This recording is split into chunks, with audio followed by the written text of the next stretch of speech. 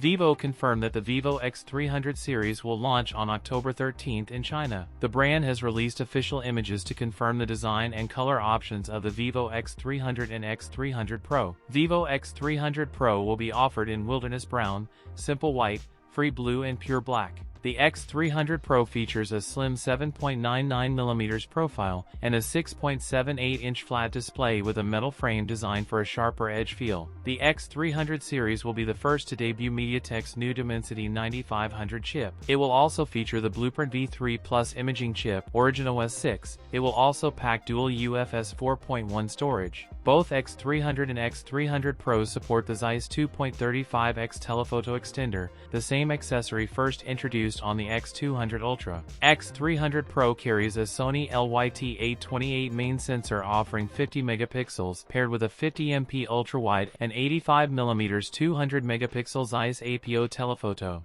The Vivo X300 Pro will have a large 7000 mAh battery. That's it for today's video. If you enjoyed it, don't forget to like, comment, and subscribe for more content. Thanks for watching, and I'll see you in the next one.